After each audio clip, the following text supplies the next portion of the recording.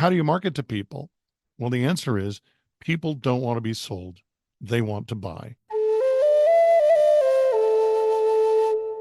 Hi, and welcome to the Creative Solutions Podcast. I'm your host, Izolda Trachtenberg. On the show, you'll hear interviews with innovative creative artists, entrepreneurs, business executives, and thought leaders. You'll have a front row seat as they explore their internal, uncharted waters about what inspires them to grow, achieve, and innovate. Get their insights and realizations as I tease out answers to questions they've never pondered before. You'll also learn how to supercharge your innovative drive, mindfulness, and communication skills so you can succeed. This episode is brought to you by my favorite productivity hack, the Brain FM app, this podcast's host, Podbean, as well as my book, Speak From Within, Engage, Inspire, and Motivate Any Audience. Hey there, this is Izolda with a special announcement. I know that you're excited about this week's guest. I am too, but you need to hear this before we get into the episode. While Eric Henning teaches general principles of money and does individual business coaching, he cannot and does not provide investment, tax, or legal advice. Please consult a professional licensed in your place of residence for specific tax, legal, or investment advice. Hey there, and welcome to the Creative Solutions Podcast. I'm your host, Izolda Trachtenberg. Thank you so much for taking the time to listen. It is the second Monday, so that means it's Money Monday, and professional magician and financial expert Eric Henning is joining me on the show. We have a very special episode for you today, especially if you are someone who wants, needs, or even has a website. And here's why. Anybody nowadays, if you have any sort of a business, chances are you're going to need to be on the internet. You're going to need something that recommends you as the person you are to your potential clients and customers. But how do you do that? And how, if you're a performing or creative artist, do you create a website that's going to get you a lot of business? That's what Eric and I are going to be talking about. Eric, welcome to the show again. Thank you for being here. Oh, it's my pleasure, Izolda. Happy to be back. So let's jump right in. I would love to talk to you about something we started talking about before we started recording this, and it starts even before somebody builds a website. And you said something that made me go, yeah, I've had this trouble too and still am struggling with it. And that is that people are often incredibly hesitant to sell themselves, to sell their business. I would love to talk to you about that and get your thoughts about why people don't want to sell themselves. No, I think it's great. I think that's where we have to go back. Well, one of the reasons is that most of us who are raised properly were raised not to brag and not to puff ourselves up, to show a certain amount of humility, and selling ourselves seems to run counter to that. So there are some social issues with that, but there's more to it than that. I think that there's a real cultural aversion to sales, and it comes from kind of the history of where we go. Look, back in the day, and it has to do with methods of communication. Back in the day, in colonial times, even in the Old West, if you were trying to sell something, you basically had your pots and pans on a wagon and you went from door to door and you had to sell everybody that you met or else you would starve. And so people developed these very hard sell, foot in the door, pour the dirt on the floor, vacuum salesman techniques. And basically it was sales aversion therapy. They created this impression of the salesman that just won't quit, the insurance salesman that Izolda says your name is Zolda over and over again as Zolda, and you know how much you love your family as Zolda, and is taught to, that to come back 7 or 8 times before you say no. And when I trained as a stockbroker, the single most productive stockbroker, Steve Anderson, who was called the cold call cowboy, he opened up 400 accounts his first year as a rookie and got on the cover of Registered Rep magazine. And they said to him, well, how do you do it? How do you keep going back? What do you do when they say no? He says, I go to the next person. I believe them. If they say no, I say, thank you. Have a nice day. See you later. And I move on. Wow. Treating people with respect, believing them when they're not interested. I'm shocked. I'm clutching my chest and falling to the ground, Izolda. And that's a guy who was doing telephone sales because he understood that his job was not to convince everybody. His job was to find the people who already needed what he had. Okay. So he wasn't, it wasn't a shotgun approach. It was a very precise it was the best he could do at the time. Well, now fast then you had the invention of newspapers, and you would put an ad in the paper and everybody would see it. And you would hope that only the people who were interested would, talk to you. And same thing with radio and same thing with TV. These are broadcast media where everybody gets the pitch, or at least the hook, but only the people who are interested are hopefully going to respond. And the rest of us are just irritated.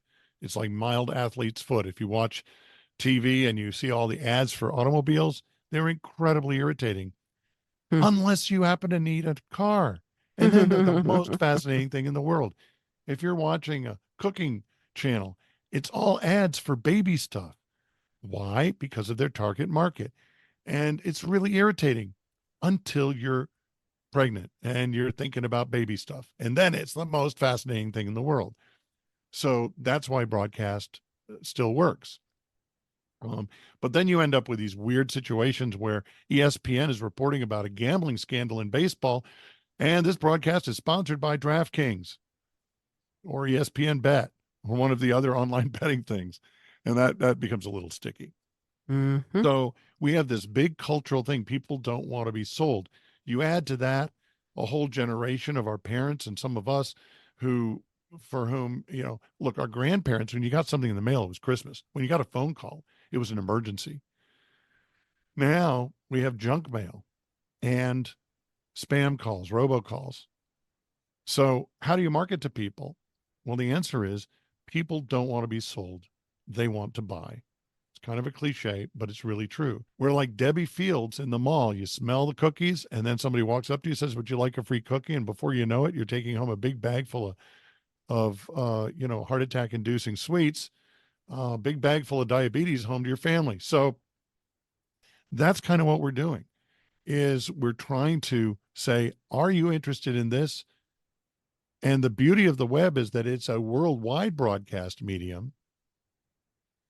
And even if your thing is so incredibly specialized, there are probably 10, 20, 100,000 people in the world who really want it today or who are really interested in it. We see this all the time with the number of fan followers that even minor celebrities have. So there are people who are interested. So now it's almost more of a scavenger hunt than anything else.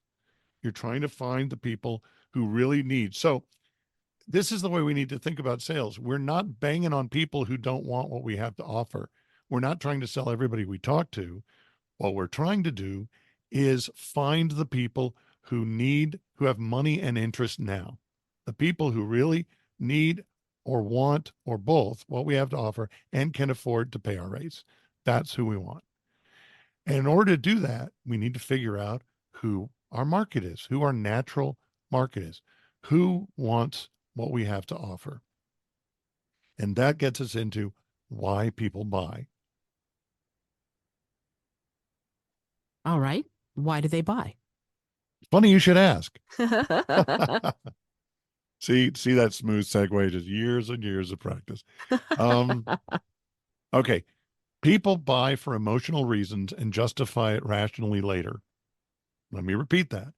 People buy for emotional reasons and justify it rationally later.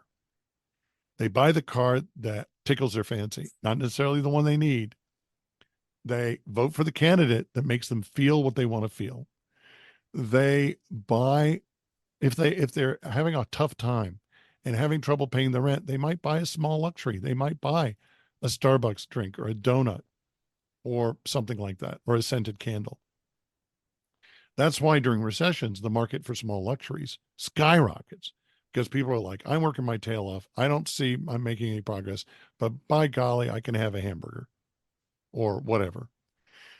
And so these are the kinds of things that we want. So we want to think about, what does our product or service make them feel? And I have a couple of funny things that happened just this last week. Laurel, Maryland, where I live, home of assassins and terrorists, has a farmer's market.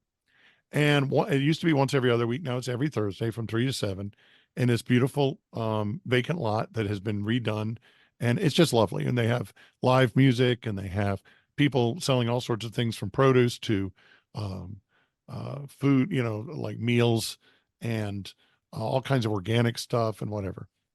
And so on Thursday, my son and I went over. Ian just graduated from high school, by the way. Yeah, we went over Amazing. there. Thanks. Yes, I'm so relieved.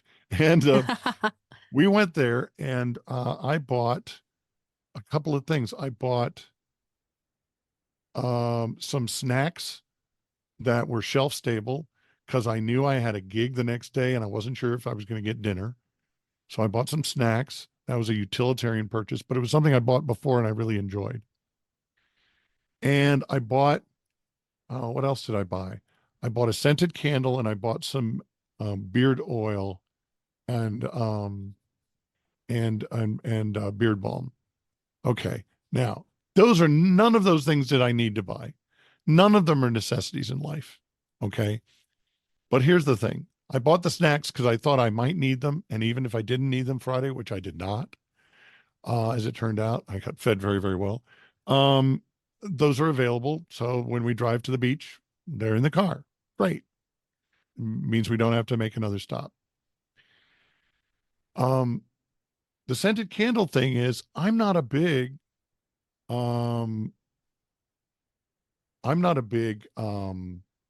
scented candle guy. I don't. I don't really need to do that. So but I like to support entrepreneurs. And this lady has a side business where she's selling these candles that she makes. They're very high quality. And I'm like, these are nice. This is good. Hibiscus. Okay, that's fine. Coffee. Okay. And then she had one that smelled like the beach. Now, my situation is old, and we've been taking care of my mom, who has advanced dementia, for a long time. And I haven't had a vacation in 5 years. And smelling that smell, our olfactory sense is the most evocative sense. Um, and so that took me to the beach. Now, I didn't know when I was going to be back to the beach again, if ever, but I could light that candle, I could smell that candle, and I could be back at the beach for just a moment. And Mm. that's why I plunked down my money and bought that thing. And the lady said, "Oh, do you like that? That's a limited edition. We're not going to do very many." I said, and I thought, "Are you crazy? This should be your number one product. Should be your flagship product. You're going to sell 1 million of these." But what I said was, "Oh, you may want to reconsider that. I think everybody who's working really hard and having trouble getting away on a vacation is going to want this candle." And she immediately lit up like, "Oh, I hadn't thought about that. Why? She's selling candles to make your life a little prettier. That's great. But she's not realizing that what she's giving somebody is a 30-second trip to the beach. That's what they're buying." Okay. So I got a 30-second trip to the beach. I got the candle going right now, by the way. And it's lovely. And as it turns out, our situation has changed, and we're going to be able to go to the beach for the first time in a long time, in a few days, which is just magnificent. Yay. Yay. Yeah. Just, yes. Um, and then I bought some beard oil. Now, I'm growing out my beard again. It's a good look. People seem to like it. And it's less shaving for me, which is good for my skin. But I didn't know anything about beard balm or beard oil or any of that stuff. And saw an ad on YouTube, and this company was giving out free samples. Free meaning you pay $4 for shipping, and they send you a little tiny thing of beard oil, a little tiny thing of beard balm, and a little brush and everything. It's adorable. It's just adorable. And it's enough to get you doing it for a week or two and get in the habit. And then hopefully you'll come back and buy more. They're losing money on this deal, but it's like Mrs. Fields' sample cookie. They're like, just give it a try and see how good you feel. The beard oil cleans the skin under the beard so that it's not breaking out or having any problems. And the beard balm is conditioner for your hair, and it also gives you some control. So as the beard gets longer, it doesn't look so disheveled. You don't want to look like you're a moonshiner or from West Virginia or something. Sorry, West Virginia people. No insult intended, but goodness gracious. Um, and I'm like, okay, so I tried it for a couple of weeks, and I ran out, and I'm waiting for the package to arrive. A friend of mine's giving me a package as a gift, but this lady has beard oil, and it's a scent that the other place doesn't have. that I kind of liked. And I'm like, okay, so I'll give that a try. So now I've got a very light, fresh thing. And when I come out of the shower and I put it on, I smell great. I feel great. I feel I'm pampering myself just a little bit, and it doesn't cost very much money. It's a tiny, tiny amount of money compared to what I'm getting. When I was in sales and on pure commission, if I made my goals, I would reward myself. But I tried to find something that would have to be the cheapest price with the most benefit. And so what I would do, and this is how long ago it was, I would buy music CDs. Here it is, we're almost 40 years later. I'm still enjoying that music that I paid for on those CDs all those years ago as a reward. So I guess what I'm saying is people buy things for different reasons. Nobody needs a painting to hang in their living room. Nobody needs a magic show for their kid's party or their kid's bar mitzvah or their parents' 50th anniversary. Nobody needs a bunch of carolers at the mall. You don't have to, you don't need that. Those aren't things we need. But a magic show might make your guests really feel special. And the carolers will definitely be an attraction to bring people in the mall and make them stay a little longer and maybe buy a little more, you know? And if nothing else, it just makes people feel Christmassy and happy, and they're going to associate that feeling with your mall because that's where it happened. You see? So we're anchoring our businesses to good feelings. Anyway, the point is that you have people are buying things for reasons that have nothing to do with necessarily the utility of the product or the quality of the product or the price of the product. They're buying things based on what the product does for them and how it makes them feel. Okay. So that's basically what we're looking at. So now, if I'm a photographer and I'm taking pictures of the area around the Chesapeake Bay, and I want to show all this beautiful beach and nature and landmarks and lighthouses and things like that, who is my target market? It might be people who used to live in the area and have moved away and miss it.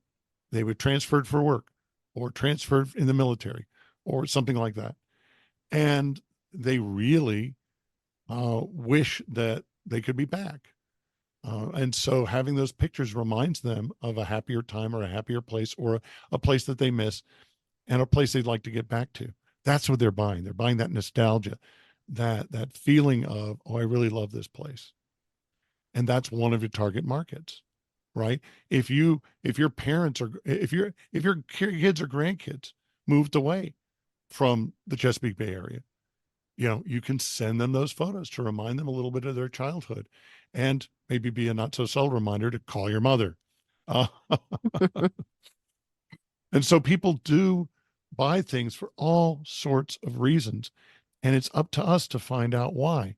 And one of the best ways and one of the easiest ways to find out why is to simply to ask our clients, our existing customers, what made you pick me? What made you want to buy my stuff? What was it that appealed to you? People are more than happy to tell you. You don't need a focus group. You don't need a formal hearing. You just a casual conversation saying, listen, I love working with you. I'd love to have more clients just like you. And I'm wondering, I'd like to know, what was it that made you decide on us against all the other choices that you had? What was it that made you do this? And, would you do it again, and why or why not? And that information is so valuable, because then with that information, once you understand what your product or service is actually doing for people, now you're ready to start identifying your target market and building your marketing and your website and everything to address those markets. I love that you said all of that. And I actually want to sort of go back a little bit and explore something that you said, and you didn't put a lot of emphasis on it in the moment. And I'm kind of going, as you said it, I went, well, what's wrong with that? And it was, yes, we're talking about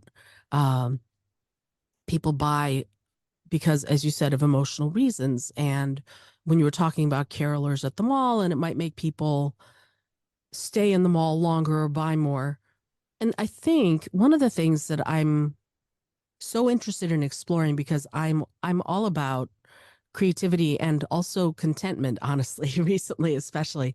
Sure. I feel a little bit like we're getting away from something you glossed over, but we're getting away from something when we are building our businesses. And that something is, quite frankly, happiness. Just the fact that the good feelings themselves of having a caroling group or feeling and being creative in a workshop, or you're in the mall and you hear, 4-part harmony carols, or a magician makes you feel special when he does a trick just for you or something like that. There's something there that I feel like we're sort of glossing over. And that thing is just the experience of the enjoyment of these things, of the arts. I don't want to shortchange how crucial this creativity, this way of interacting with people through art, through performance, really is. As we build our websites, as we get more business, as we perform, as we do anything in our businesses, that I think has to be part of it. And I don't want to see it be relegated to sort of it's a way of getting people in the door. I feel like there's something here that we're not talking about, and that is that value needs to be something that is still almost as crucial, if not to me, more crucial than the business you get. What are your thoughts on that? Well, I think artists are very aware of this, and this is one of the reasons that artists have a lot of trouble making money is because they derive so much satisfaction from pleasing their audiences. So I think that really is front and center. I think that's top of mind for most artists. They do something that is intellectually, aesthetically, emotionally pleasing to their audience, to the people that look at their paintings, the people that look at their photographs, people that listen to their music. And they derive so much satisfaction from other people's enjoyment that that's kind of like being paid. And that will get you through the dedicated amateur phase before you turn pro. And that's fine. I'm not going to denigrate that. That's great. And that's a side benefit. But I think that's true, actually, not just of art. I think that's true of any business.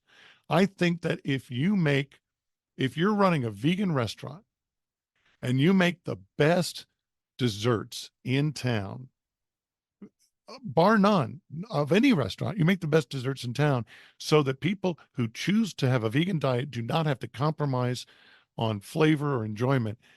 That is, I mean, you can see that as a mission actually, but that's your goal is to please those people, and their pleasure and their satisfaction is paramount. Customer satisfaction is, to me, one of the foundation stones of every single business, not just the arts. And so, unfortunately, we've gotten away from that because there are these giant companies that own huge market shares in almost everything we buy, whether it's food or clothing or automobiles or even consuming news media. It's all in the hands of a very few giant companies who can then adopt the attitude of, well, where else are you going to go? Where else are you going to go? We're the only game in town. They don't want to be George Bailey in It's a Wonderful Life. They want to be Mr. Potter. They want to own everything. And then everybody has to come crawling to them. Amazon. No doubt. But wait a minute. That's a problem. And that's an ongoing problem where people feel like there's too big to care. But for most businesses, honestly, let me tell you something. I needed a sign. I have a table that it's a wonderful utility. It's an item where I can basically pack my show into this beautiful case. And then when I get to the venue, I can open it up and I'm ready to go. I'm ready to start the show. And I have, and the table's covered with fabric and it's Velcro friendly. So I can get a sign, put Velcro on the sign and slap it on the front of the table. And it's going to look really nice. Okay. I needed a new sign. I needed a new sign that did not have my website on it so I could use it for agency gigs. Okay. And I went to a guy that I've used before here in Laurel, Don Thomas over at Signorama, and he's just great. And I said, here's what I need. It's pretty simple. He said, okay, we're really booked up. We're really backed up. It may take a while. When do you need it? I said, I need it in like 2 or 3 days. He said, okay. Calls me up 2 hours later. He's done. He's got it. He said, I'll have it for you the next day. He had it for me in 2.5 hours. Okay. That's customer service. Under promise, over deliver. He got me one, and it's gorgeous, by the way. And the first time I put it on the front of my table, the client was like, wow, that looks really good. You're such a professional. Now, what was I buying there, Izolda? Was I buying the sign? No, I was buying what the client said. I was buying that the client seeing me as a professional, because I had a professionally made sign and everything was tricked out and I thought ahead, and it wasn't sloppy, it wasn't slapdash, it looked professional, right? The same reason you have really great costumes for the Philosopher's Tones. You want to look professional, and you want clients to see you walk in the room and go, wow, oh boy, are we glad we hired these guys, right? That's why you spend the money on the costumes. So when somebody books me for a show, like a corporate client's booking a holiday party, they don't do that because they want a magician. Nobody wants a magician. They want entertainment that's not going to get them fired. And they also want the attaboy, the pat on the back from their boss at the end. They want their boss to say, that was really good. You did a good job planning this event. Well done. That's what they're buying. And so I want to make sure so my job is do everything I can to make sure they get it. I want to be easy to work with. I want to deliver more than I promise. I want to do, if they're paying me, $3,000 for a show, I want to give them a $6,000 show. Okay. So, I mean, that's the idea. And there are times when the satisfaction and making people happy is more valuable than the money. Still getting paid, but it's actually more valuable than the money itself. Do we have time for a quick story? Sure. Okay. May was a terribly difficult month for me. My mom passed away and my son graduated from high school the same week. Wow. Yeah, it was really heavy. Fortunately, I had a break in my schedule, and everything was all set up for my mom 20 years ago by my dad, because he was a naval officer, and that's what people do. And Ian did great. It was just great, but it's been kind of an emotional roller coaster, because when you're under these stressors, when you have these things in your life that you're trying to accomplish, when they reach a stage of completion, it's sort of the unclenching process can be very can be very dodgy. You end up on kind of this emotional roller coaster. And so my first show back was the Friday, 2 days after my son graduated. And it was a party. It was a party, an annual party for cancer survivors at the Virginia Hospital Center Cancer Institute.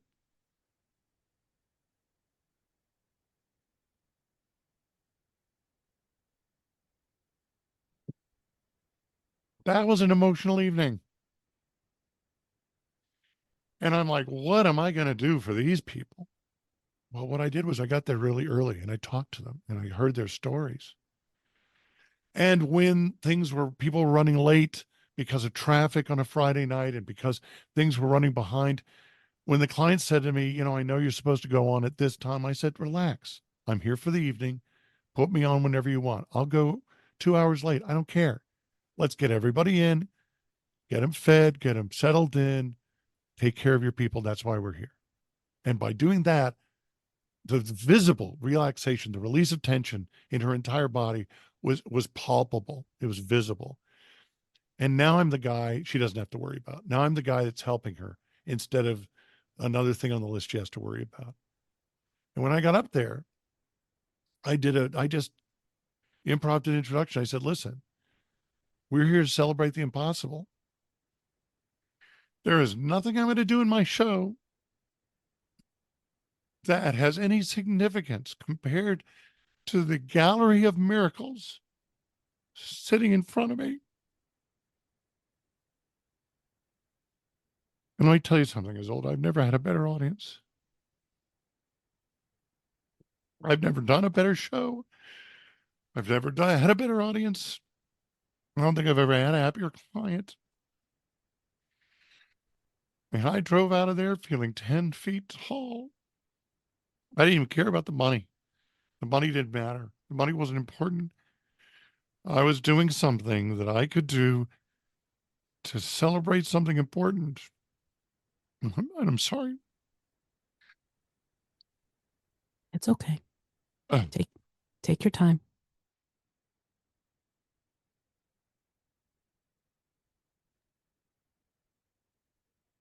so yes, the happiness we bring people is important. What we feel about that is important.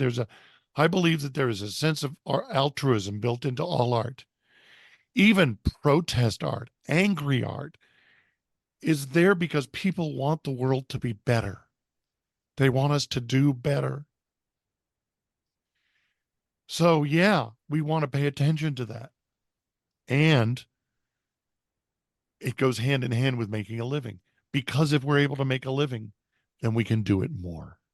We can do it more often. We can do it with fewer distractions because we can do it for our vocation as opposed to in our copious amounts of spare time that we have working a job where we don't get paid for overtime and the boss is calling us when we're on vacation. So yeah, your point is well taken. I don't want to gloss over the happiness that we bring to people that people can get from our products and services. That's important. But I think most artists already know that and they already focus on that, often to the exclusion of their own benefit and taking care of themselves. And so I think there's a balance that we need to achieve where we are getting compensated as well, so that we can continue to do it. We can do more. We can do it better. We can upgrade what we're doing. All of that is absolutely true. And first of all, wow.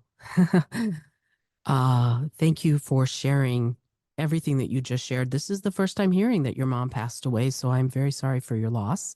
I didn't know, and amazing that you are coping as well as you're coping. Having said that, this notion of happiness to me, especially bringing it to people who need it so much, is a service that you provided that I don't know how many other people could have, especially going through what you've been going through. And I think, I bet if the Philosopher's Stones was down there doing, other than Christmas carols, they would have loved it too. you If know, but they had a face painter, they could have had a caricature artist. They did have in a side room, they did something that they do all the time. This is an annual event and they take photographs. They take like the headshot, like the book author cover mhm, shot. You go in and you get your photo taken. So people have photos every year of them being at this party and that they can send their family. to Not commemorate. everybody can afford a photographer, Right, a right. professional photographer. So these are things that are being done to honor and uplift these folks, and it's great. And yeah, and a good, probably a quarter of the people in the room, everybody was a cancer survivor. A quarter of the people in the room were children under 12. Mm, unbelievable. So just yeah, so it just it's like when I used to go to Walter Reed to perform for the wounded veterans. That's you go there, you're not going to do anything the rest of the day because you're done. Yeah. You're just done. But it's great to do it, and it's important to do it. Um, I got my chops as a stand-up performer when I was 13. I don't know if I've told this story before. When I was 13, um, I lived on a cul-de-sac and through the woods behind my house. If you go about 100 yards, you get to a different street and there's a nursing home there. There's a church and a nursing home and a hospital. And one of the people that went to our church, a lady named Dorothy Gainey, whose son still runs one of the best seafood restaurants in America. Um, she was somebody I knew. I'd interviewed her for my living history project in high school, and she had gone to live in this nursing home. So I went to visit her once, after school went out. I was on summer vacation, had nothing better to do. I went and visited her, wanted to talk with her. She's a delightful person. And nursing home activities director found out that I was a magician, and she said, "Oh, can you come and do a show next week?" And I said, I don't have a show. I don't really know what I would do." She said, "Well, can you come back anytime you want?" And I said, "Okay, yeah, that's a great challenge. I'm too young to get a summer job. I'll work up a show. That sounds great." So I sat down and I figured out a show that would work for people with visual, auditory, and or cognitive impairments. It had to be really clear and precise and, easy to understand. Classics of magic. And I put together a show, and it was probably a month later. I did the show for them. And the activities director comes back and said, "Great, can you come back next week and do your show?" And I said, I don't have time to put together a whole new show." She said, "No, just come back and do the same show." And I said, "But they've seen it." She said, "They don't care because nobody comes to visit between Memorial Day and Thanksgiving, or Mother's Day, actually. Between Mother's Day and Thanksgiving, nobody comes to visit." And I was like, holy crap. So I came back the next week, and every week after that, for 3 summers, I did the same show every week at that nursing home for no money. But that was my 10,000 hours. I got so good that the time I was old enough to drive into work, I got booked by Park and Planning to do shows at the daycares that they were running in the schools that summer, the 4th summer. And I was doing 2 shows a day and making bank. And from the time I hit the parking lot to the time I was set up and ready to go on stage was 6 minutes.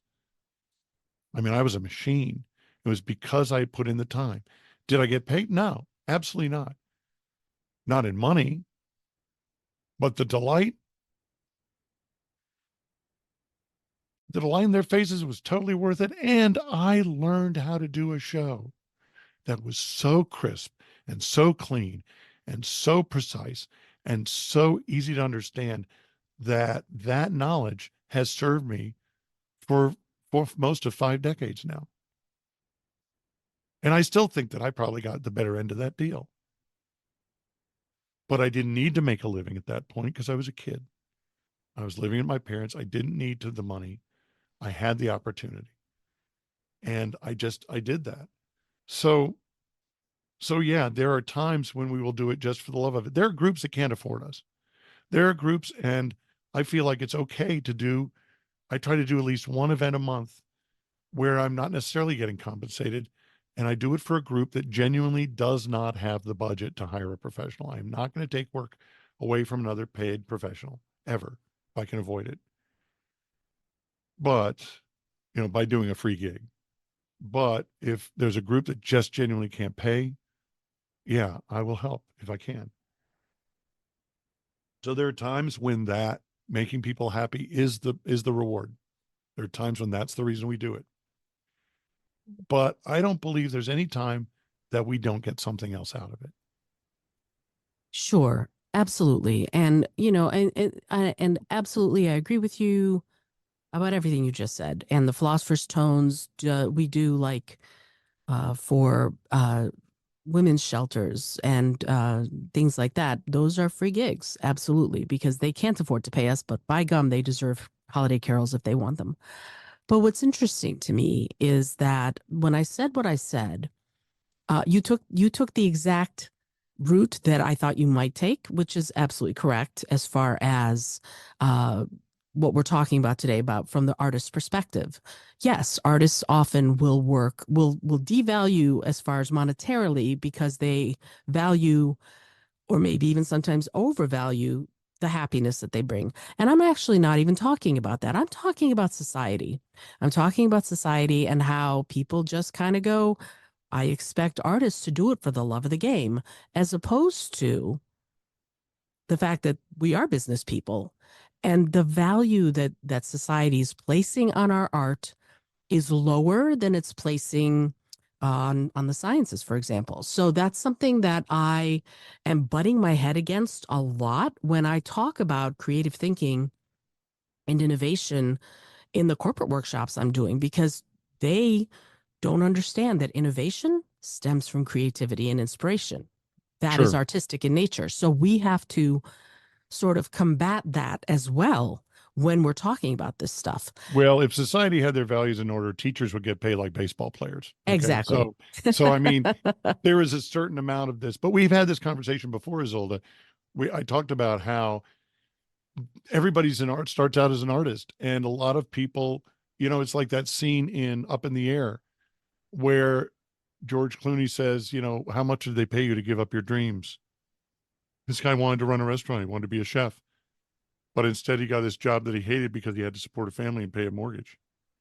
And people who have made that decision to run to safety instead of doing their art, there may be a certain amount of resentment against artists who are making a living, because every time they see an artist who's making a living, it's kind of like a rebuke. It's kind of like saying, well, if you were willing to take this risk, you could have done this too. You didn't have to compromise. You didn't have to be a live jackal. You didn't have to be a dead lion. You could be a live lion. And so the point is that so there is a built-in prejudice, because artists, and it's like people going to baseball players saying, you get paid how much to play a kid's game? No. Again, a fundamental misunderstanding of what people are buying. The reason baseball players make so much money is because people watch it on TV. The giant salaries, before baseball was a big TV sport, a lot of major league players had side jobs to make ends meet. They couldn't pay the bills with just their salary from Major League Baseball. They had other jobs. They had other businesses. They had to. In the off season, they would do other things. It was only when television revenue came in and people said, oh, we've got millions of eyeballs now. That's why there's so much money in college sports, in professional sports. Taylor Swift is an artist who is a billionaire. Why? Because she's figured out who her target market is. And there are people who listen to, there's a comedian I was watching the other day, and he said, there are people who've never had a date, who've never been in love, who are listening to Taylor Swift songs going, oh, girl, I know what you mean. Oh, I've been there. Why? Because she is, again, they're buying a feeling. They're buying a feeling. If I'm a dad and I have a girl who is about to become a teenager, you better believe I'm taking her to see Taylor Swift, and I'm taking her to see Pink, and I'm taking her to see these women who can be potential role models of somebody who is empowered. Absolutely. So she understands her market. She sells it really well. And she also sweats blood taking care of her fans. All those social media things where she shows up at some kid's birthday party or somebody's wedding and sings a song. I mean, that's not just a cynical marketing ploy. She genuinely loves her fans. And it's great fun for her to do that kind of Santa Claus kind of stuff. So there are artists who are getting very well paid, but generally speaking, it has to do with being a mass marketed type person where you're getting $1 from a billion people as opposed to $1 billion from one person. Right. That's just only politicians can do that. So Ouch. politics from the Greek, poly meaning many and ticks meaning small blood-sucking insects. Ouch. All right. But that brings us to what we originally were going to talk about. And that is marketing. Yes, that's perfect segue into websites. What? Yes. No. But you were talking about this notion of marketing yourself. And as an artist, you have to. And here's the thing. When you're a performing artist and you're getting a website done, and I don't want to talk about like the actual nuts and bolts of who's going to do your coding for you and all of that. But I want to ask you what you think are the key elements that are going to instantly grab the attention of a client. Right. Or a potential client. Sure. First of all, you got to understand the purpose of a website. It's going to be different depending on what you're doing.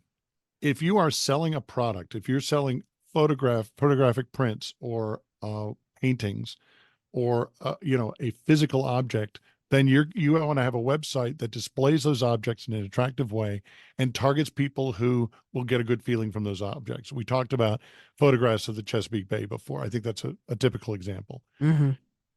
If you are selling a service, let's say you're a magician, most magicians' websites are terrible because all they talk about is how great the magician is. And the reason they do that is because they've looked at websites like David Copperfield and David Blaine and some of these big names, Penn and Teller, because that's what those websites say, but what they're forgetting is that those people are selling tickets to a show. They're trying to get you to come and see them, in Las Vegas or in a theater or on tour or whatever, right? When you're selling tickets to a show, you want to talk about how great you are and you want to give a little sample and get everybody excited about coming to the show. If you are the way most people are doing, if you're not at that top tier of show business, if you're a local performer or regional performer and you're, let's say, doing school shows or birthday parties or whatever, then nobody cares how good you are. They care about what you're going to do for them. They care about how you're going to solve their problem. So you got to find out what their problem is. You got to find out, first of all, who needs what you have. I guarantee you, no matter what you're doing, if you're doing quality work, there is somebody right now, in fact, there are probably at least 10,000 people that need and want and are happy to pay for exactly what you're doing. So you just got to find them. You just got to find them. It's like putting a puzzle together. You just got to find the right puzzle pieces that'll make the picture of the client being happy and you getting paid. So you figure out who your target market is. My target market is adult, corporate, social, and charity events. I do a lot of VIP dinners where you've got 50 people in a private room in a restaurant. And I'm coming in after dinner, doing an hour of magic and mind reading with a lot of humor and audience participation. And people love that because it's a VIP experience for them. Okay, terrific. That's my target market. And I know what magazines those people read. I know what radio stations they listen to, what TV shows they watch. I know down to every last scrap of DNA. I know who my customers are. I know how to reach them. So that's the first thing. So then you need to, when you're constructing a website, the number one thing about your website is, and this is important, is you got to understand why you have a website. Unless you're physically selling a physical product, if you're selling a service that requires any sort of customization or interaction with the client before you can provide it, then the website is not there to sell the service. The website is there to sell the contact. It's there to sell the response. Your goal is to get them to pick up the phone and call you, send an email, fill out the form so that you can follow up with them. That's the goal. That's a much lower ask than please book me now. I see so many sites where it's like, book me now. People might not be ready to book you now from just looking at the website. They probably want to talk to you. They probably want to know that you can handle their specific event, especially if they think that nobody in the world has ever done an event exactly like theirs, which is both true and false at the same time. So you want to set up your website to evoke a response. For example, if they're trying to book a performer, you know this, Izolda, they want to know three things. Are they any good? Can I afford them? And are they available on the date I want them? Well, I want them to know that I'm good. I want them to know that clients are happy, that I've done this for other people, done similar things to what they want. But if they want to know how much I cost or when I'm available, they're going to have to pick up the phone or they're going to have to email me or fill out the form. That's the response. To get the rest of that answer, they need to contact me. That's the goal. So that's what I'm selling is the contact, because once I get them on the phone or on email or whatever, then we can have a conversation about exactly what they need. And we can decide if it's a good match or not. And if I'm not a good match, I'll find them somebody who is. So that's the number one, is figure out what you're trying to get, what you want the client to do. Do you want them to click and buy? Because in the old days, I mean, look, I've been building websites for 25 years. And the first website I ever built got me a presidential inaugural gig. All I can tell you is it's not the way it was in 1995 or 1999. Back then, it was like, here's my website. Aren't I cool? You can be cool too. Click here to send money. It's it's not like that anymore. There's so much competition. So you have to cut through the crowd. The second thing a website has to have is a website needs to give the viewer the same feeling that they would get if they bought or used your product or service. Give them the same feeling. Okay, so if you're a kid's birthday party magician and your website is a black background with white print and you've got all these dramatic photos and you're trying to pretend that you're David Copperfield, you're not going to book any shows.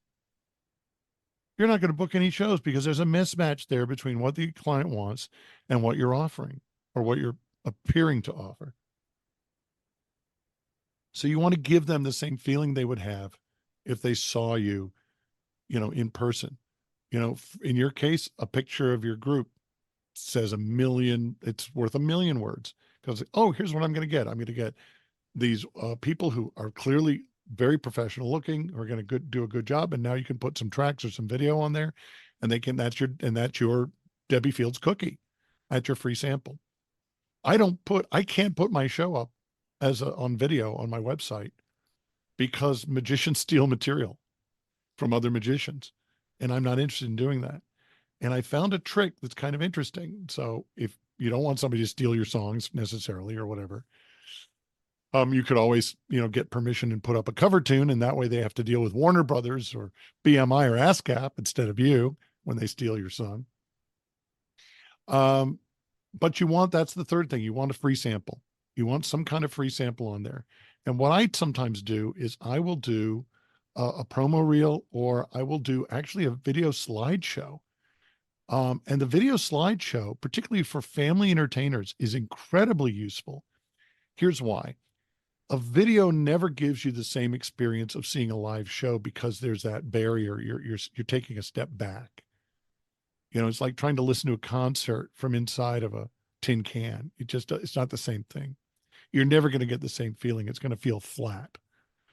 But you can see pictures of people in the audience laughing and enjoying themselves, pictures of amazing things happening.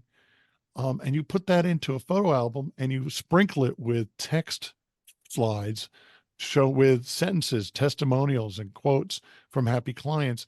And now you've got something. Now you're evoking a feeling, because it's like, well, this is the photo album of the shows that I've done. This is what you get at the end. Because why? Because what are you selling? You're selling those memories. You're selling those memories. And so by doing a video slideshow in someplace like Animoto or one of these other services, you can then create those memories without having to give them a video of your entire show. You also are going to need social proof. There are basically 4 kinds of people that are going to be looking at your website. Okay. And I'm going to just show my age here, Izolda, because some of these references are really old. I'm sorry. But there are four kinds of people who are going to look at your website. One is Joe Friday, the detective. And his famous tagline was, "Just the facts, ma'am." They just want to know, what do you do? How much does it cost? Are you available? And again, they have to contact me for 2/3 of that information. They just want to know, is this guy any good? And so they're going to be looking at client testimonials. They're going to be looking at what you do, how you present yourself, how does the website look? And that's going to be the deciding factor in whether they contact you or not. The second person, I call the gossip girl. Gossip girl wants to know social proof. She doesn't care what you say about yourself. She wants to know what other people say.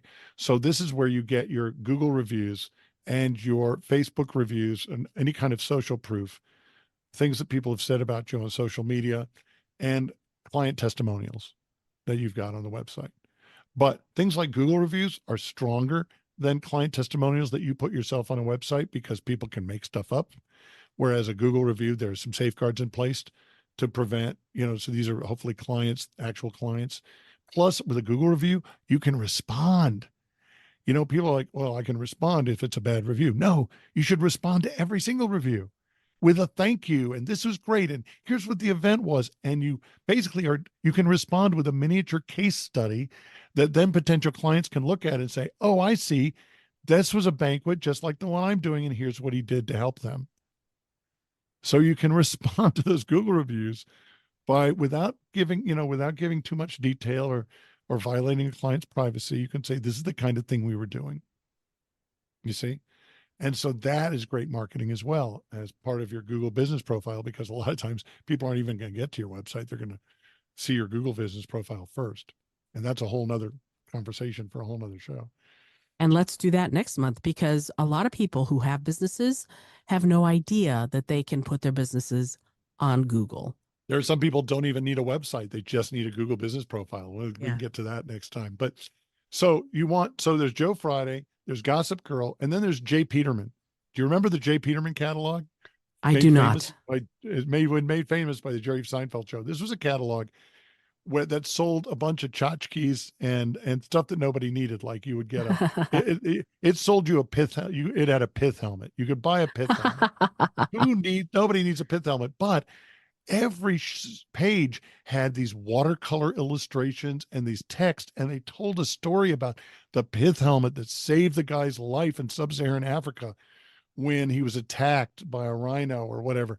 And now you're getting a little piece of this adventure. Oh, this scarf, this isn't just a scarf. This was a scarf made by villagers in Argentina from alpaca wool. And it has these symbols in it that are supposed to bring good luck to the wearer. And every single product had a story.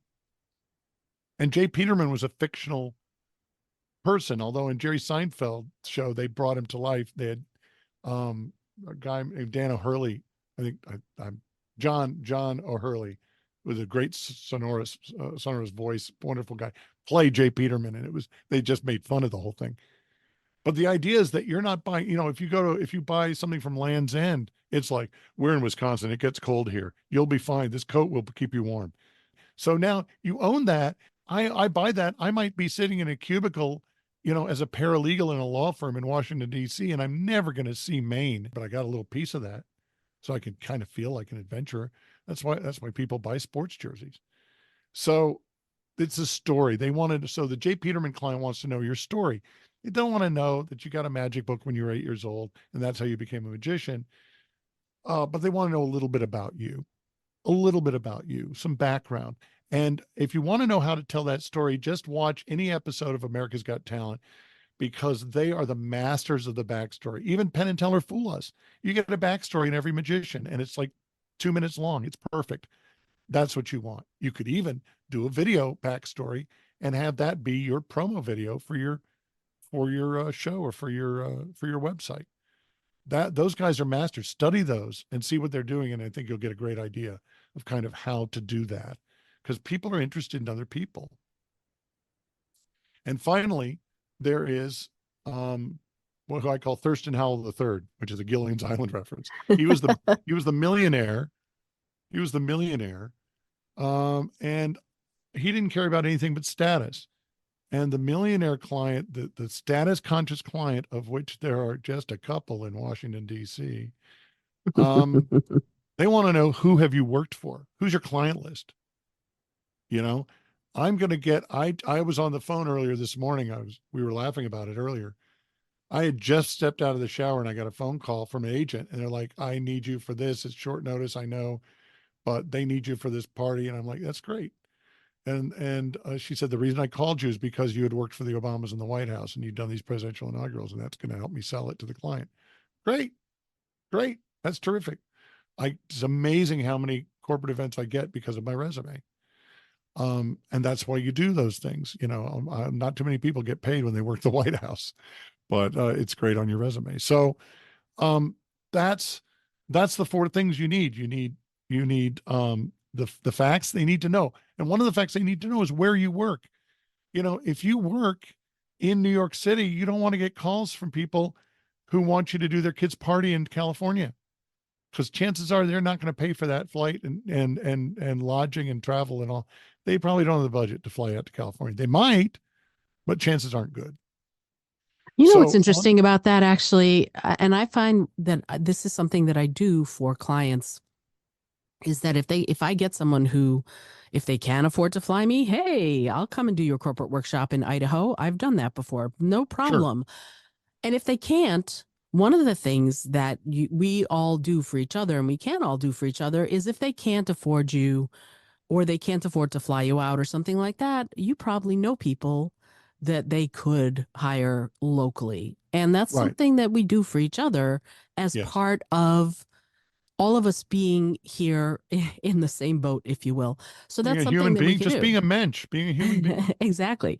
Anyway, I just wanted to state that, because to me, one of the things that the website does is it tells your story for sure. It lets people know what you do. It lets people know, hopefully, as you put it, what you will do for them and how you will make them feel. But it also ends up having a really sort of practical role. And that is, if somebody's ready to book and they just want to know, it can be frictionless. They can find your calendar. They can see what they need to see, and they can book you, or they can, at least, as you said, book the phone call. So talk to me about what is the process there on a website for somebody to come in, see what they want to see, go, I want to work with this person, and I want to book them. How would you view that process on a website? Well, I don't want to get too nuts and bolts on this, but it starts with SEO. First, they got to find your website. First, they've got to find your website. They gotta, they gotta be able to find you. If they can't find you, they can't book you. So this is why it's important to have a Google business profile. It's important to know about search engine optimization, which is SEO. Again, another topic for another day, but they got to find your website. So we're making a gigantic assumption here that they have found your website. They've done a search on some search term that has led them to your website. Hopefully because those exact search terms, which are very popular, are somehow organically part of the text of your website. So I love that evil giggle. well, it's just, it's not too often you get a freebie in life, but that's a real no-brainer. So they found you. So now what they need to do is you need to have a website that looks clean. And here's the problem with a lot of artists' websites. Here's a problem with a lot of people who do websites. It's like anything else. 80% of the people are not very good at it, and 20% do 80% of the work. I find that people who build websites, most of them fall into one of two categories. They're really, really good technically at building a site, but every site they build looks like you're selling software. Or they can create these geographically beautiful websites, but they can't return a phone call. They can't get things done on time, ever. So if you find somebody who is so frequently, I will have somebody do the graphic design on a website and somebody else do the coding and the actual building of the site. Mm-hmm. I'm very lucky because I happen to have a sister who's an award-winning graphic artist and who is savvy enough about computers that she's able to build really good WordPress websites. So I've got the best of both worlds, but not everybody's so lucky. And I've paid thousands of dollars for crappy websites. And I've built websites that are good and websites that are terrible myself. So it's got to look good when they see it. And it needs to stand out from the crowd a little bit. If I see another kids party magician website that is only in primary colors, I think I'm going to vomit. I mean, I'm just like, really? Yes, Uncle Cuddles is going to come to your party and everything's going to be red, yellow, and blue. No, we've got sophisticated 9 and 10-year-olds that have done everything and seen everything. They don't want the kitty magic. You've just lost a huge market segment. So yeah, you got to know, kind of got to aim it.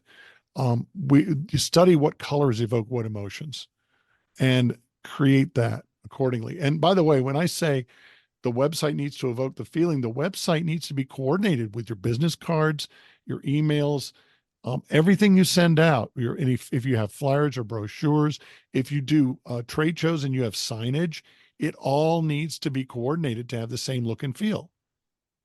The same typeface and type size, the same logo, the same color scheme, all of that. And the beauty of this is you can do most of that almost for free in Canva. You can design a lot of this stuff, or you can get help. And a lot of graphic artists love Canva because they can design something in Canva and then send it to the client for review really easily. And then before you know it, okay, you want a banner, a stand-up banner that rolls up into nothing that you can travel with? Great, here you go. Do you want a tabletop, or do you want flyers? Do you want swag? Do you want to print up things to give away? It doesn't matter. But it all needs to be consistent, have the same look and feel. Just like every major corporation has that. Sometimes it's well executed, sometimes it isn't. But you do want to have that consistent look and feel because that's going to make you really good. Paul Gertner, God bless him, is a wonderful guy. He has a show in Boston now. But he spent most of his life in Pittsburgh, and he was, for many years, he was a trade show magician. And he had the best logo and slogan I've ever seen for a trade show magician. The picture was of a guy in a business suit walking with a briefcase. And the briefcase is on the backswing, right? You know how you swing the case when you walk? Mm-hmm. And it's on the backswing. It's behind him. and gold, and it's black and white. And then these bright golden stars are pouring out the back. They're leaking out the back of his briefcase. Okay. If you can picture that. Mm-hmm. And the slogan is magic that means business. Ooh, that's great. How great is that? Are you kidding me? I was so jealous when I saw that. I was like, oh, I wish I'd thought of that myself. I was so jealous when I saw that. I said, Paul, this is pure gold. He said, it took me 20 years to figure that out. And he was working as much as he wanted to work until he decided to retire, go be with his grandkids in Boston, and do a theater show that is sold out every single show now. He's doing great business, but he doesn't have to fly anymore. So, yeah. So, I mean, you got to figure out what your target market is, what's going to appeal to them. Have a professional, please pay the money for a professional web designer and a professional artist for your logo, a professional graphics artist. You know, it's really funny how so many performers and artists will complain about how they can't get paid. And then when it comes to paying other artists and professionals to work for them, they want to cheap out. I'm like, I'm sorry. You know, there are things that you can do to temporize if you really don't have the money, but as soon as you're able to, hire a pro and fix it as soon as you can, and find somebody who's really worth what they are charging and pay them, you know, because it is totally worth it. And also just getting it off your list so you can focus on what you do, which is your art and your business. And that's so important right there. I mean, one of the things that we need to do and remember as artists of any kind is that there has to be time in your life to make your art, to do the work of doing your art, because it is a business, but it's also time for you to actually explore those parts of yourself that are going to give you the opportunity to create. You, for example, have new tricks, new shows that you're always working on, and you don't sit on those laurels living in Laurel, Maryland. I just had to say that. So the same goes for the Ba-dum-bum. website. But yeah, but the same thing has to go for your website. Like you said, a website from 1998 is certainly not going to be the same kind of website that happens in 2024. No. And a website in many ways is sort of a living, breathing organism because it does have to change. But it also, in order to stay top of mind for Google, which is huge, obviously, it's the biggest search engine, and YouTube is the second biggest search engine in the world. So that tells us something because YouTube is owned by Google. In order for it to stay top of mind, you constantly have to be updating your website. And a lot of people do blogs. I have my podcast, for example, that updates my website every single week because it puts a little post up that says, hey, there's a new podcast episode, and it does so consistently. Talk to me a little bit about the interactivity that the artist has to have with their website in order to stay top of mind, both in people's minds and also in the all-knowing, all-powerful algorithm.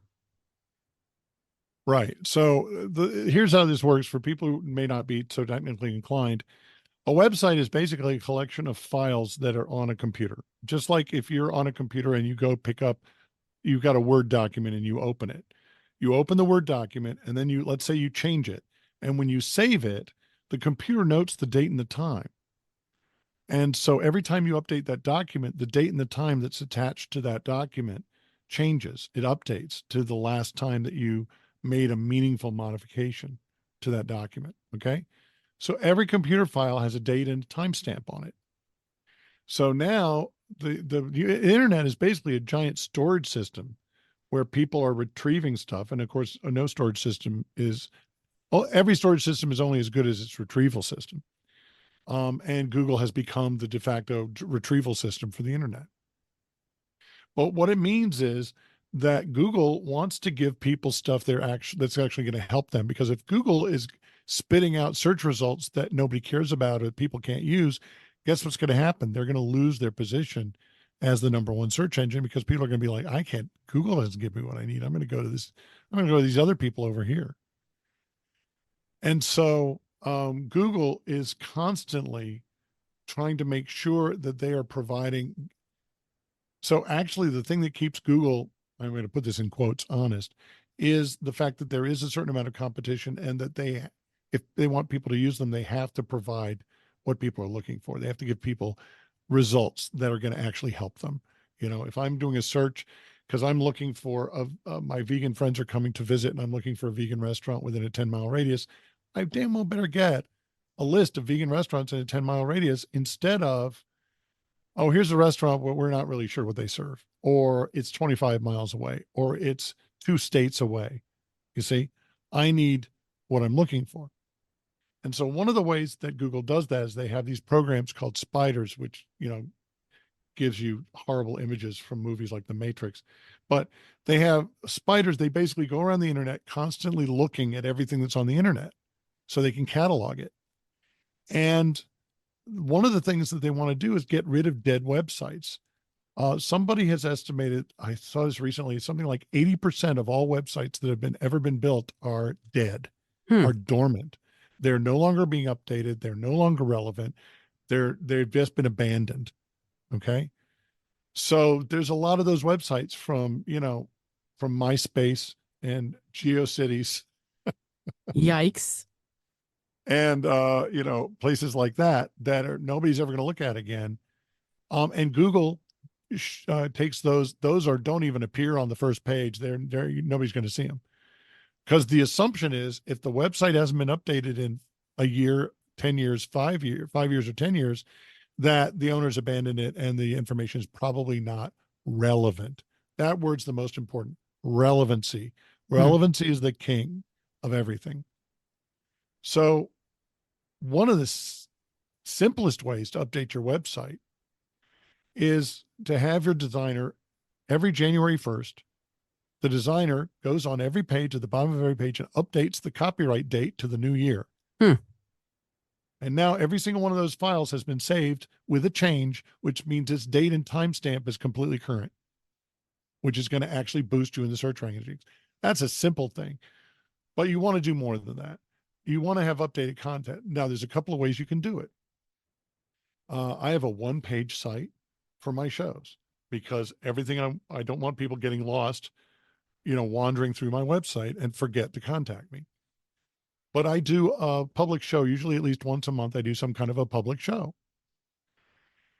And so I am constantly updating that listing of public shows on that one-page website, which means that at least once a month, it's getting updated just because of the list of where I'm going to be appearing is changing just because of that. Some people, like you say, do a blog. That's a great way to do it. That's a lot. If you're not great at writing, that's not great. Some people do just a quick news thing. They'll do like the latest news. Oh, I'm going to be touring in this state. If you live in this state, come and see me or whatever. Or, July and August are almost full, but I have a few dates open. Please call now if you need something, because otherwise, you may not get the date you want. Just little blurbs, 2 sentences. Nothing wrong with that. That's fine. That's another way to update your website. Another way to update is to have current pictures. Oh my God. If your photos are more than 2 or 3 years old, you need new photos. I knew that I had old photos on my site, and I showed up at a gig and this client was kind of startled. He said, "Oh, you look really different from your website." And that's when I knew I had to get new photos because I had aged 10 years and I was starting to turn gray, and it was like, oops, don't want to do that. Don't want that. Don't let the client be the one to tell you need new pictures. Right. Is the moral of that story. Hire a professional photographer who knows how to shoot what you do, and it's fine. You can update your promo videos. If you have songs, music, that's easy. You feed in there with SoundCloud or Bandcamp or whatever, wherever you're selling your tracks, and you update, then that's going to update, and that's going to update your site. Okay, so there's all kinds of different things that you can do. You just need to make a change. Just change content. You can, like I say, update your videos, your photos. If you get a really good new testimonial, throw it on there, add it. You've now updated your site. You see at least the front page of your site. But if you've got a multi-page website, don't forget to update the rest of the pages, especially if you've got like shopping carts and you're selling stuff. Just having a sale and saying 20% off these and having one of those items on every page of your website, bingo, guess what happened? You just updated your entire website. And then when the sale is done, you take all those little bright red sales stickers off, and you've updated your site again. You see? So it doesn't take much to make your site look current to the Google search engines, because all they're looking at is that date and timestamp on those files. And that's probably a little more granular than we needed to get. But I just wanted people to understand that it's actually pretty easy. You just need to pay attention. One of the great experts in the whole Google business profile thing says you need to update your Google business profile at least ideally 3 times a week. And Wow. that can be part of your job, is to put an update on there. And we'll get into that at the next thing, because that can be just fantastic, and it's free, which is also, again, amazing. Yeah, Google I Business love that. Profiles is one of the best ways to repurpose content you already have into promo. And again, we can talk about that next time. But so a website needs to give people it needs to tell them who you are. It needs to give them the same feeling they're going to have that they're going to get when they book you. After you're done doing whatever it is you do, the website needs to give them that same feeling. You need to let them know where you are. Ideally at the top of the page, staying at the top of the page, no matter where they scroll, is going to be your phone number, your email, and the city and area. Mine says serving the Washington, D.C. metro area and around the world. So it lets people know. The implication is, for the right money, cross my palm with silver, and I will absolutely fly to Vegas or Idaho or wherever you want me. But I'm based in Washington, D.C. Mm-hmm. So it's going to be easier for you to get me to Baltimore than it is to get me to Biloxi or Boise. Seattle. Right. But you know what, though? There are times, like Rich, my husband, who is a variety entertainer, uh, he got booked to go a do damn good one too, and by a the damn way. good one. Yes. He got booked to do a show in Texas. They flew him out. They paid for his hotel. He did the show. They loved it. They flew him back. And that's the kind of Yeah, thing that can happen. Another friend of ours got absolutely. flown in. He lives out in San Francisco. He got flown into New York City to do an event and got put up in a hotel and then got flown back. There are lots of things, it depends on who the clients are and what their budget is. And that's one of the things I always ask my clients when we talk on the phone. It's one of the things I will What's your always budget? ask, what's your budget? Yep. Because, and I never say affording, never, ever, ever. But I do want to know, can I work within their budget? And there are some clients that no matter what their budget is, I will work within their budget. But there are some clients, if they can afford me, by gum, they're going to get, premium service, but they're going to pay a premium Right. price. Well, my friend Paul Draper, who, by the way, would be a great interview guest for you. Hook us My up. friend Paul Draper, who's a great mentalist who lives out in Salt Lake City. Um, he's actually an anthropology professor who does mentalism. Oh, wow. Cool. So he's actually lectures at Ivy League universities and stuff, but he's also a mentalist. He's kind of like the guy. I think if he were the guy who's going to play him in the biopic is John Rhys Davies. It's welcome to Cairo, Indy. So anyway, I love it. I love Paul. He's a dear friend of mine, and he and he did something very interesting during COVID. He had a GoFundMe campaign set up where people could send him money. And if he reached a certain amount of money, he would then do a free Zoom show for a Title I school. These are schools that are in poor areas that cannot afford entertainment. They can't afford to bring in magicians or even educational magic shows. But he said, you can support me and I will go and do this for these kids who are struggling right now because they are on lockdown and they're at home trying to go to school online. Mm-hmm. And we're going to uplift them a bit. How brilliant is that? Mm-hmm. No, that's Did he great. charge his normal fee? No. He was doing those shows for a pittance. But what he was doing was getting people to team up with him. And now all these people, and why would people give him money to do that? Because they're saying, I'm helping these kids. They're giving him the money because the feeling they get of doing something helpful during a really challenging, really difficult time for people. Sure. And he said to me something I've never forgotten. He says, I will do a show for less than my normal fee. I will sometimes do a show for free. I have sub criterion. Can I do something else that'll make up for the difference? For example, he will, if he gets booked for a corporate event and he's flown to a city, he will arrange in advance to do a charity fundraiser for the local, for a local charity, like a library or a historic theater. And he'll do that for free because he's already getting paid to be there. He's already in town. And because he's doing this charity fundraiser, he can now go on local TV and local radio and promote that. And that gets him footage that he can use for promo on his website. It's brilliant. I love it. But he says, if I'm going to do a show for less than my normal fee, it either has to feed my soul or build my resume or fulfill a dream. That's interesting. So feeding your soul is the Title I schools, or doing that library fundraiser, right? Or that's historic theater fundraiser. Building his resume. It might be, I'm going to do a show for this historic venue because it's a prestige thing. It's going to build my resume. Or it's going to fulfill a dream. I've always wanted to see the Grand Canyon, and these guys are in Arizona, but they can't really pay me much. But I've always wanted to see the Grand Canyon, so I'll take the gig because I can take an extra couple of days and go see the Grand Canyon. Right? So those are some reasons why we might choose to subsidize. You're not getting underpaid. You're subsidizing the gig. But it's hard to make a living if that's all you're doing. So you got to have a balance there. Sure.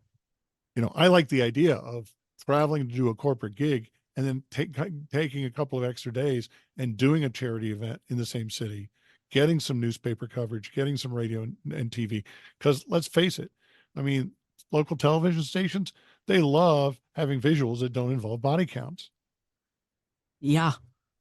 Or some guy in a red tie being, in a courtroom. They love something that's a little different, that's going to be upbeat and make people happy, because, most of the news doesn't. So that's good stuff. So these are questions that are worth asking. If somebody just can't afford to pay me my full fee, but they can give me something, does it feed my soul? Does it build my resume? Does it fulfill a dream?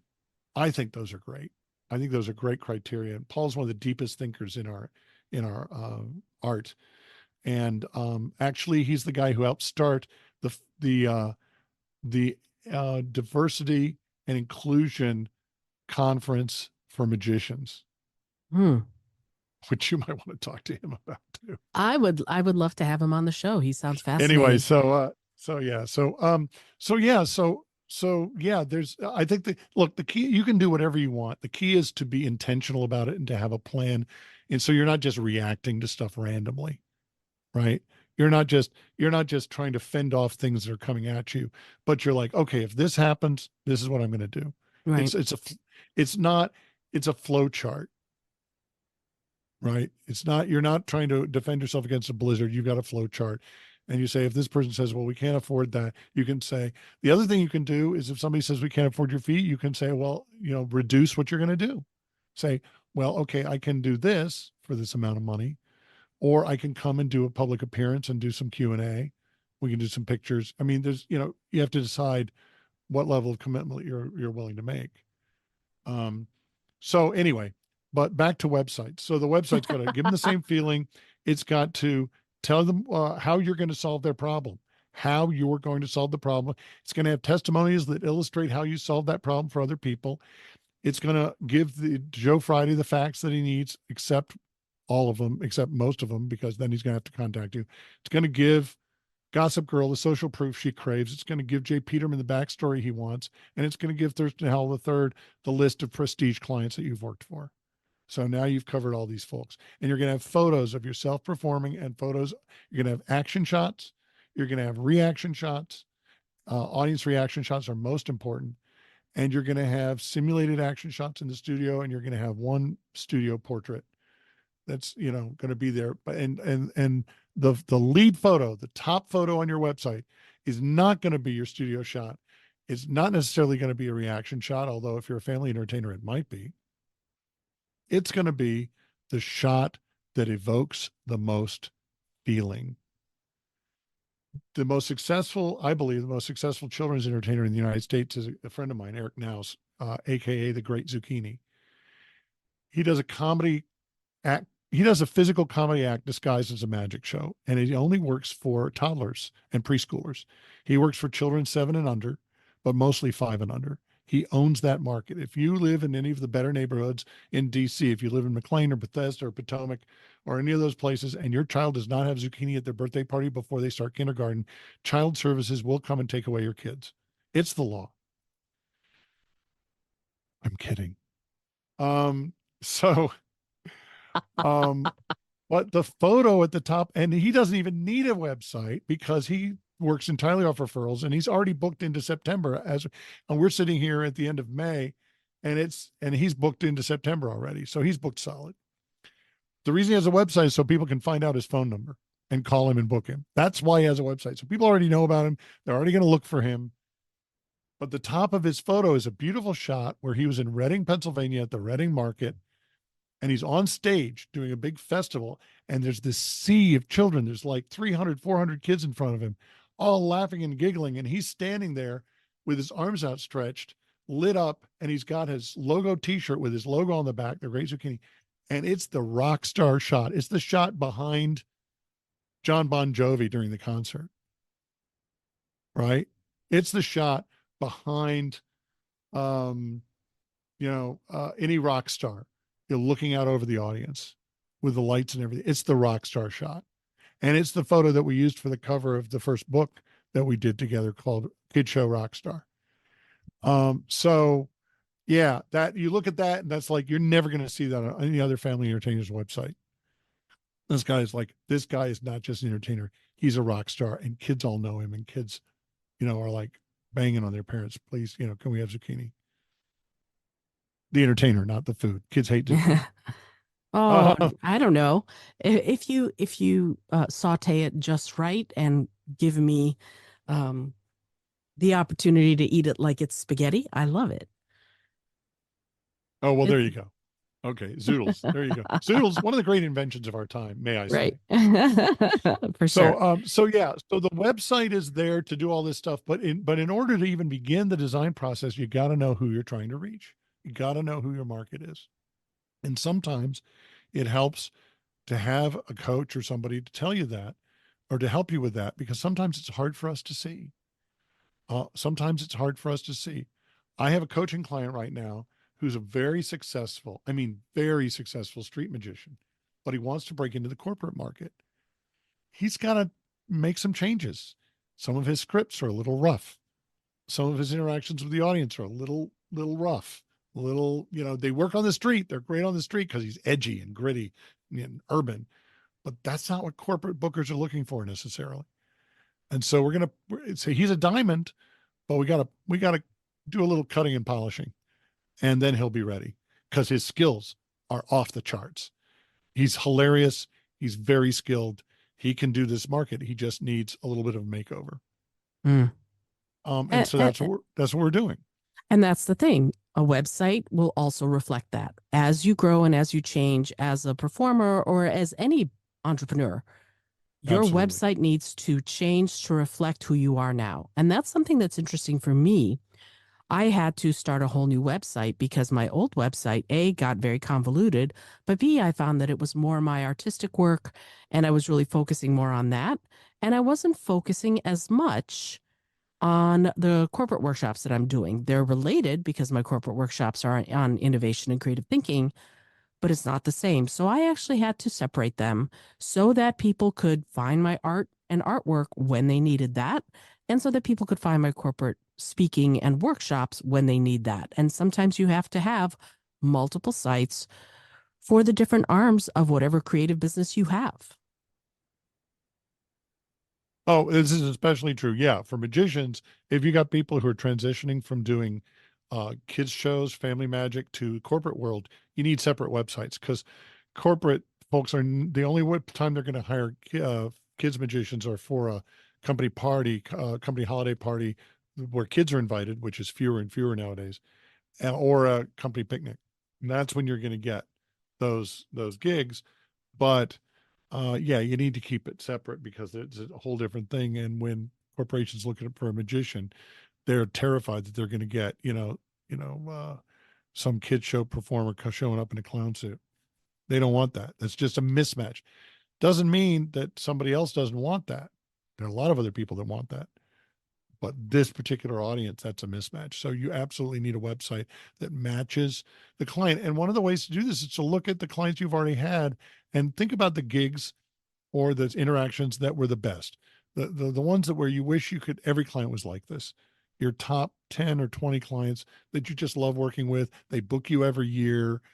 They pay you great. They treat you great. You've got a great relationship. You're practically family. Those guys, what do they all have in common? What do they have in common? Try to figure out what that tribe is and then market to that group. Makes all the sense in the world to me. And you know what? I think what we want to do, knowing this audience, is to not have anybody drink from a fire hose. So I think too much of a yeah, fire hose. So yeah, I know it's a lot of no, info. it That's why I'm is. trying to talk in general terms and not give you all the mechanics. But it's, but it's important that this is all stuff we think about. And next month, for next Money Monday, we're going to do a flip side and look at Google business and think about and talk about what you need to do. First of all, if you have a business, your business should be listed on Google for sure. And you can have multiple businesses listed. I know this because I have that. But what you need to make that successful. And Eric and I are going to talk about that next month. Eric, we could keep talking about this, obviously, because you know what? We only covered the 3 questions of the 15 questions I had set up. So this could be an ongoing series. No. Do not apologize. This was all very important.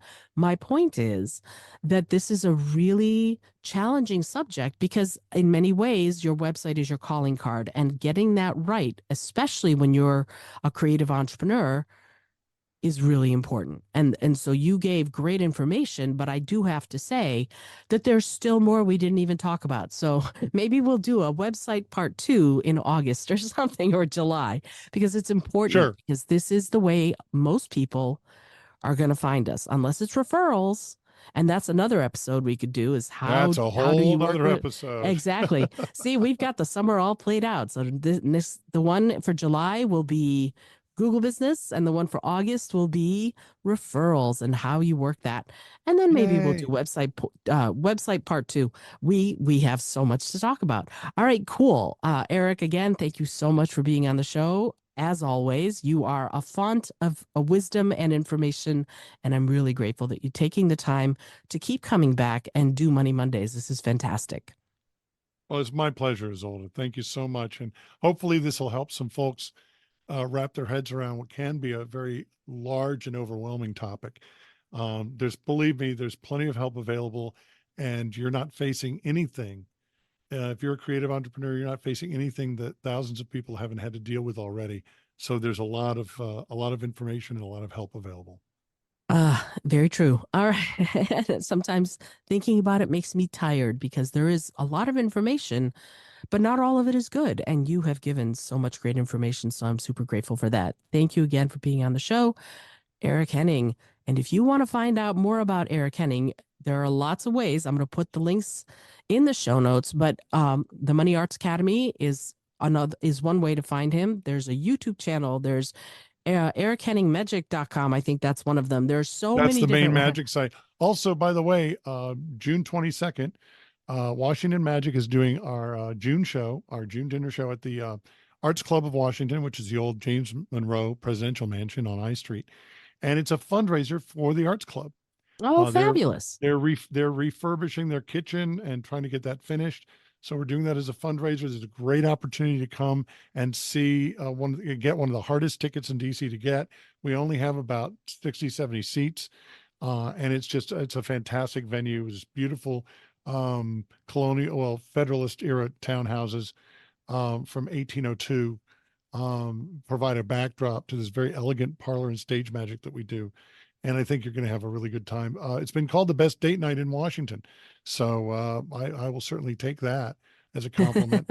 That's awesome. And we get a really diverse crowd, from movers and shakers and